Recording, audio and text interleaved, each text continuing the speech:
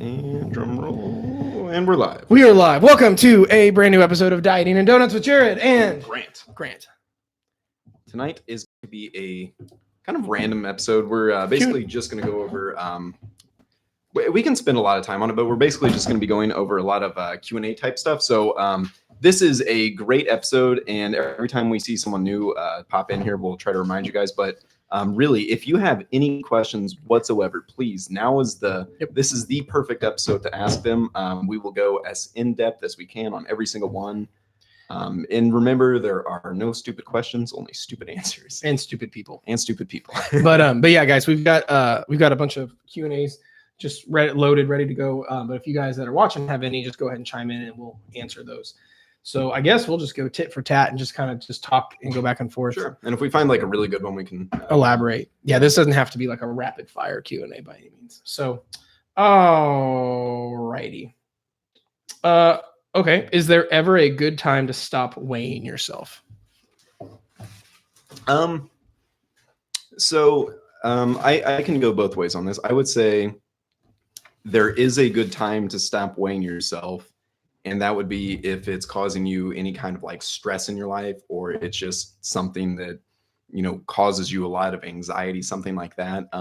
Weight is always just one metric out of many. So, it's not like it's the utmost important thing that you weigh yourself. It is a nice tool to have, but I would say that you should always weigh yourself unless it's causing you some kind of like, anxiety, or if it's, just like getting to you, then I think it might be okay to not weigh yourself. Yeah, I mean, I'm not quite sure. That's the hard thing with Q&As. It's like in what context something is being brought up. But a lot of this stuff is like if someone's in a maintenance phase where they're like not in particular, their goal at the time is just to maintain their health or just be consistent with something where it's not like a huge thing to be progressing or regressing or whatever. I think that's a good time. Or if it's you're just like kind of chilling maintenance, or like, let's say, shit's going to be off for like weeks. Like, let's say you've got 1,000 Christmas events over the next 7 to 21 days, stuff like that. But, I don't know. It really just depends. Now, if it's like at the point where it's affecting your mental health, I would say definitely. Right. But I think there's also something to be said for working through a problem. A lot of people fear the scale. Well, if you want to get rid of that fear, then you almost have to handle it. It's not necessarily like avoid it or not, or face it head on, I suppose. It depends on where you want to go with it, because it's something that like, it's always bothered me when people are like, well, the scale doesn't define me. Like, I get it. But like, my question is, what does define you? Right. Like not saying like the scale does, I'm saying though, but like, then define what defines you, which let's say, I would say our standards define us, like who we are, what we think, what our standards are, but your standard affects everything. So if your first go-to is when something gets hard to avoid it, that's not a very good standard. And in that case, the scale is defining you. If you're like, oh, it scares me, I refuse to work through it. And I think it's also contextual as well. Yeah. I think it's definitely something to embrace, right? Like, maybe it does cause you anxiety and stuff like that, but I think it's definitely important to embrace it and then use that as a tool to help you. But yeah, I think, if it causes like, an excessive amount of stress in your life, then that's just one metric. But I do think it is something that I like what you said on that. Yeah. I think it is something to embrace and really. Well, because let's carry this one and go over a little bit more. Because at the end of the day, why do people hate weighing themselves? Why does it cause so much grief? At least I think that people tie themselves to a good number and a bad number. I think that people think that, this number is bad and this number is good. Yeah. I think everyone has a stereotypical, like, a guy should be like 180, a girl should be like 135. Right. I think everyone in their, mother has that viewpoint. And then I think anything outside of that, people bad. So I think they get too attached to a number. So they tie a meaning to it. Right. And that's the thing. A lot of people tie they tie emotions or meaning with it. Because here's the thing. A lot of times you could take the same scenario and have two different people look at it two different ways, and attach two different meanings to it. And it makes the experience totally different. Like, for example, if you ever see someone who has trauma, like let's talk crazy stuff. Let's say someone has a really traumatic event happen and they attach a negative meaning to it. And that defines like you and milk. Yeah, like me and milk. Yeah. Or there's people who you'll see someone who have the same traumatic event happen and they they have a different meaning attached to it and it causes them to go the one way or the other. Like, for example, let's say someone has a really bad childhood that, let's say someone saw, I don't know, mommy or daddy get arrested when they were 3 because of a bunch of stupid decisions. A lot of times you'll see a kid go crazy like the mom and dad because they let that moment find them, or you'll see someone go the other way and become like a cop. And they're like, I'm never going to let that happen to anyone. Because a lot of it's the meanings that we attach to things. Remy, quit it. Like, you know what I mean? Like the meanings we attach to things. And I think a lot of people have too much meaning attached in inappropriate ways to the scale, where they either don't understand it. Like people who usually have trouble with the scale freak out if the scale bounced 7 pounds in 24 hours. Food product or water. Yeah, I think misunderstanding a scale too, I think that also causes a lot of unnecessary stress. Like, for example, just not knowing that, daily fluctuations are a very real thing. And it can be, I've fluctuated like 4 pounds one day, like 5 pounds. I've done 9. Really? Yeah. I mean, so, and I also think that is a lot of reasons why people kind of go away from wanting to use a scale, is just kind of like a lack of understanding of it. Well, there's that, but then there's also a lot of people use it incorrectly as a tool. Like we've talked about this before. A tool in any context or in any position is only as good as in which the context is being used. Like my favorite example is a chainsaw. A chainsaw is amazing at cutting trees down, but if I use a chainsaw to pour concrete, like that's a terrible idea because it's only good in the context it's being used. And a lot of people use a scale as a tool incorrectly. That's why I say every day or not at all, because of the fluctuations and all that stuff. If you're comparing a random day to a random day, you don't have any context. It's like I compare it to open up a book, reading a line, and tell me you understand the whole chapter off one line. Just a random weigh-in, you have no context. If you weigh every day and watch weekly averages and watch other progress metrics, now you have context. Because let's say you're up 7 pounds average, but your measurements are down. That's a whole different context than if you don't have measurements at all.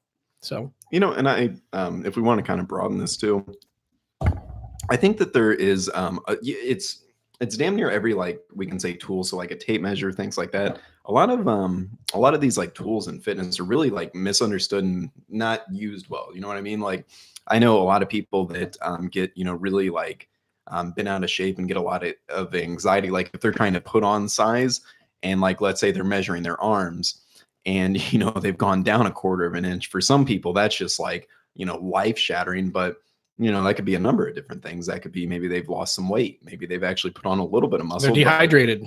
Or they're dehydrated. Maybe they haven't had carbs in a while. They're flat. So I don't know. I think long story short with this one is there's a proper way to use fitness tools and there is a lot of bad ways to use fitness tools. And if we ever run out of any Q&As there, I actually have a couple on my Facebook. Yeah. Cool. Here, I'll do another one here if you want to pull up yours. We'll do it on the next one. Okay. Oh, that's not a question. Let's see. Here along the same lines. Why does counting calories give me anxiety? Well, I mean, I would say that goes back to the exact same thing as we attach ourselves to a number, right? And we let that number kind of take over and we get a lot of fear around that number when in reality, it doesn't really mean anything. I think a lot of people get anxiety about that is not so much like, the tracking itself, but, when they see meanings they attach to it. Yeah. But, they see that they've eaten 2,500 calories and they're like, oh, fuck, I just ate 2,500 calories. That's bad. But it's so individual, that, I think that's why a lot of people get anxiety. I think a big reason also is, you ever notice with anything new in the beginning, before you got good at it and got reps under your belt with anything, there was anxiety because you weren't good at it. And I think this is where a lot of people go wrong is they're like, oh, they basically they're like, I'm going to try counting calories. They do it for 4 days, get anxiety and quit. And then a couple weeks later, they're like, I'm going to give it a try again. And then they do it for 2 days and it gives them anxiety and they quit. Then 3 months goes by and then they're like, I'm going to try it again. Then they do it and then they try counting again and it doesn't work. And then all they feel like is they've been, let's say now 4 months has gone by in 3 day or 4 day periods. And they're like, every time I it just gives me anxiety. But at the end of the day, that's not enough reps for anything. When you and I first started driving, the thought of driving a car scared the shit out of me. Yeah. And there's a lot of anxiety because you've got to understand how the car works. You've got to accelerate, decelerate, brake. You got to check your mirrors. You got to buckle up. You got to, parallel park. You've And then got to traffic circles. Then you got traffic. Whoa. Hang on. Remy, quit. All right, come on. We about had a dog knock down the microphones and the computer. Remy walked under the table and accidentally caught cable around his leg. But anyway, nope, back up. You're not doing that again. But it's like, then trying to dodge other cars and trying to understand all the other stuff. It gives you anxiety. But guess what? You get good at it. Again, it's back to a whole, like, maybe you should embrace what makes you uncomfortable and gives you anxiety. And I'm not saying don't let stuff like if it's stuff that's affecting your mental health, you have to handle that. But I think just ignoring things because it gives you anxiety is a terrible way to go. You're going to suck through life that way. And I think one thing that I don't know if you've ever tried doing this yourself, but one thing that I got to a point where like I just I wanted to know kind of baseline what I'm eating, but I just did not want to track calories religiously. So I would literally just look at protein. So I would track my protein. That's just one thing. Not even, the calories associated with it. I never did the math. I literally just tracked like, okay, today I ate 180 grams of protein. And that gives you, even something like that, that gives you a very good baseline. Sure. To kind of go off to see. So, if tracking calories with everything gives you a lot of anxiety, try tracking one thing. Yeah. I'm pretty sure Remy just shit his pants. Oh yeah, I smell that. But here, the other thing I think along those lines too is, it's bad. The other thing along those lines that I think too is, this is going to sound really bad. I think people are fucking lazy. In terms of not necessarily talking about anxiety. Like a lot of people like getting away from the anxiety. A lot of people say, Jared, I just don't want to count calories. It's annoying. It's time consuming. Is there a way to lose weight without tracking calories? And of course you can, but you got a whole nother plethora of inaccuracies and uncertainties. But I think where people go wrong, get back, bud. I think a thing where a lot of people go wrong is like their action doesn't line up with their ambition. They're like, well, yeah, I want to lose weight, Jared. I'm like, but you just said you don't want to track calories. Well, my progress isn't happening fast enough, but you're not tracking, you're eyeballing because out of convenience. They're like, yeah, but I should be able to like get shredded in 2 weeks without track. It's like, at some point something's going to suck, and I think a lot of people don't like to embrace the suck where like, if you're somewhere, if your goal is somewhere where you're not, he keeps trying to eat this Christmas ornament. If you're aren't at your goal yet, and it's one of those things where, you're not where you want to be, then you're going to have to do stuff that you don't like doing to an extent, Yeah, I would definitely agree with that. And then kind of to go off that too, I think a lot of people are under the impression that it's going to be this like horribly time consuming thing that, you're going to have to spend, X amount of time per day for the rest of your life. But we are creatures of habit. 100%. I guarantee you that we eat, out of the year, we probably eat the same thing way more than you would think. So once you have an idea of, okay, a cup of rice is this, well, guess what? Then you don't have to one. Go back and, Google it and do all that stuff. Yep. Well, I got one too. I made an Instagram post about this. I said, if you don't have time to track your calorie, if you don't count and track calories because you don't have the time, then why the fuck are you on Instagram? Yep. No, think about it. Like literally, if you don't have time to, if you are so have such a time constraint, you don't have time to count and track calories. Right. At least say, hey, I don't want to, or I'm not making it a priority. You have time. You're on fucking Instagram. Yeah. It's literally, it's a Google search away, or it's flipping. There's Remy. Yeah. So there's actually a dog in here. If you guys didn't believe us, you can just push him off. Here he is. Remy, off. I bub. Off. I know. He loves Grant. Yeah. He's a good boy. He really likes licking my leg. Yeah, he's all about leg licking. But yeah, it's literally as easy as flipping over a container or Google searching something. It's that easy. Now you got like MyFitnessPal that has like the tracking or the scanning app the scanner. Yeah, they make it really easy and everything. Really easy. And here's the thing. It may take a minute at first to find the right stuff, but like, again, we're creatures of habit. We do the same thing over and over again every day, and we get better at it. So check this out. Let's give you, for example, when you and I started filming content videos for your YouTube, at first, the first 3 videos were awkward and like you weren't sure. But guess what? By video 30 in the same day, you were a different person. Yeah. It's the same thing with anything. Yeah. I would challenge anyone out there to, like, if this does kind of fit you and you can relate to this, just force yourself to do it for a week. And I guarantee you by the end of that week, it will just kind of be almost second nature. Sure. You're really not going to think twice about it. And really kind of detach yourself from the notion that a certain number means something, because It's just data. yeah, it's just data. Only data. And and this is one thing, and this applies to so much stuff. The average and the statistics do not matter to you, right? So like if the average person eats 1,800, that's meaningless to you. That's just a piece of data that we use. Yeah. Here's the thing too. Oh, did we get a question? I think this is Ashley. Yeah, what's up, Ashley? Yeah, do something every day that scares you. That's the thing, guy. It's the problem with, from like a societal point, how everyone's getting super soft and scared to do anything that's rough or offensive or whatever. And that's a whole nother topic for a different day. But literally doing something every day that makes you a little bit uncomfortable. It's how things happen when you go outside of your comfort zone. Yeah, I mean, and here's the thing: like, what do you think discipline is? Most people freak out because they're like, I don't know, I know what I should do, I just don't do it. Okay, you have a discipline issue. You literally have a discipline issue. Make your bed for the next 90 days straight. Most people say, I don't want to, I don't have time. Like, if you don't have time to, like, for 40 seconds to make your bed, then you're too busy. Where, like, at the end of the day, that's simply what it is doing something that you don't want to do. Right. Anyway. And then if you just do it, it becomes habit. Well, yeah. I mean, it's like when we were kids. Discipline equals freedom, by the way. I mean, when we were kids, did you ever get yelled at? Did you hate flushing the toilet? No. And now we just flush the toilet. That's the worst example I've ever heard. that's a great. I would. Why did you not like flushing the toilet? I don't know. It's fucking weird, bro. I don't know. I mean, I'm sure when you were a little kid, just first, you're probably like, I mean, I'm not flushing this. Fuck that. No, I thought I thought it was cool because, like, you made poop disappear. Like, you didn't have like an FTS shirt on with your, like. No. Okay. Well, no. Different childhood. Yeah, no kidding. I just like pressing buttons and making, like, I would like probably get in trouble for like flushing like toys down the toilet because I'm like, haha, fuck you, G.I. Joe. Like, I did flush a what do you call those things? Kinder eggs, or one of the plastic. You know what I'm talking about? Oh yeah, the Easter eggs. Yeah, I flushed one of those down. Wow. Fucked up the toilet pretty bad. I bet. That's funny. Do we want to keep going on this one, or no? Let's go into another one. Okay. You said you had one, right? Yeah, I can pull that up on my Facebook if you want to find another one while I'm looking at those. Remy, go down. My dog is just chilling under the table, sitting on all the cords, and he's a little shit. Okay. Here you go. If you have more specific goals, like getting your abs shredded, isn't cutting sugar a big factor?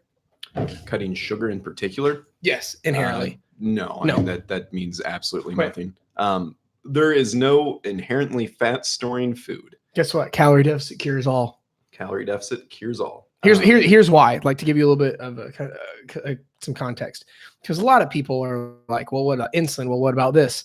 Well, that's the thing is, we could go down a tangent trail about like insulin spike or insulin responses to protein versus carbohydrates versus all this stuff. But understand this: if all I ate was a packet of Skittles every single day, that's the only thing I ate. If I ate a packet of Skittles every day, just a 100-calorie packet of Skittles every single day, would I gain weight? Of course not, right? Would you agree with that? Oh, absolutely. Oh, there we go. But it's sugar. In that case, if that's what happened, I would store fat.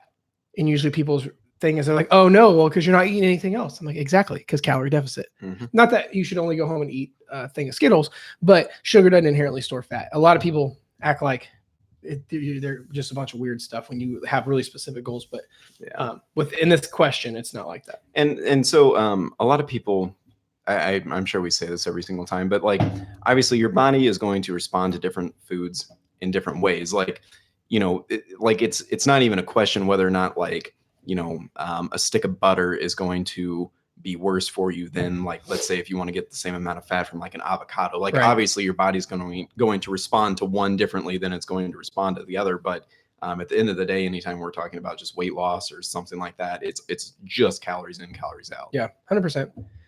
It's why amongst all the different trends and amongst all the different diet types, amongst all the different opinions, like they all still come back to calories, So this is one, I actually got this exact same question multiple times. So I think this is a good one. So it's basically something along the lines of,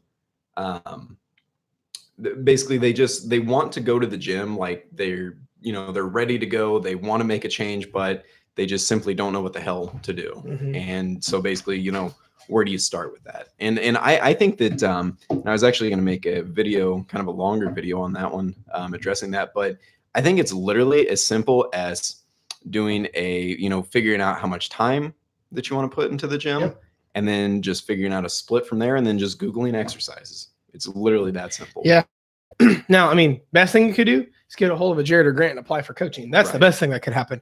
Yeah, I mean, that is the absolute easiest thing to do. Yeah. Is just get someone that knows. Yep. But if you're trying to do it on your own, like literally just go. At the end of the day, it's not going to be pretty. It's not going to be perfect. It's not going to be anything. You just need to go and start. That's the start is what stops most people. And I know then another question off of that. Remy, get off. Another question that people a lot of the times ask after that is, they don't know what to do and they're afraid to go because they don't want to look stupid. And with that, I would say that number one, no one really cares. No one's going to look at you and be like, "Oh, that's stupid." Lay down. They don't know what they're doing. And then they're going to send out tweets and stuff. They're like, yeah, there's this person in this gym that's wearing a Nike sweater and it's blue and they're so stupid. Well, and to be honest, and I don't mean this offensively, most people don't know what they're doing. That no one knows what they're doing. Most people don't know what they're doing, but also if you're brand new to the gym doing this, you're not that special. Maybe if like fucking Beyonce's in there looking like an idiot, people are going to about it. But like, you've never even been in the gym or you're so beginning that you don't know what you're doing. There's a shit. Right. Legit. No one, and that's the thing is everyone's in the gym for the same reason. Beginner, advanced, stupid, not stupid. But at the end of the day, it's because I'm not happy where I'm at and I want this. Yeah. You're not happy where you're at and you want this. And outside of that, no one cares. I had a lady, I was in a gym one day and a lady that I knew was like, "Oh, Jared, I know that person over there thinks I'm being stupid." And it was like a maintenance man that came in, like, no, it was an electrician. They hired an electrician in. So he didn't even go to the gym and to mess with the light bulbs. And they were like, and she's like, "Oh, Jared, I'm afraid I'm going to look stupid. This guy's going to be judging me." And I made a scene. And homie's just trying to change the light bulb. Yes, and I loudly said, "Are you fucking kidding me? He doesn't give a shit. All he cares about is he's getting paid." I said, "So-and-so." I said, "What's his name?" And they go, "I don't know. I've never met him." I'm like, "And who gives a shit? He literally could give two fucks if you died right now. He just cares. He's making $15 an hour changing a light bulb." He's like, "I'm just at work. I don't fuck." And then I embarrassed the fuck out of her, but that's okay. That's funny. But yeah, I mean, it's literally that simple. Just get in there, do something. Yeah. Something that I used to do. I'm not saying that this is the smartest thing to do. Pretend everyone's in their underwear. I mean, most people are stupid at the gym, but what I would do is I would literally go to machines and then I would find someone that looks like they know what the fuck they're doing. I would watch them while I'm doing my, fucking quad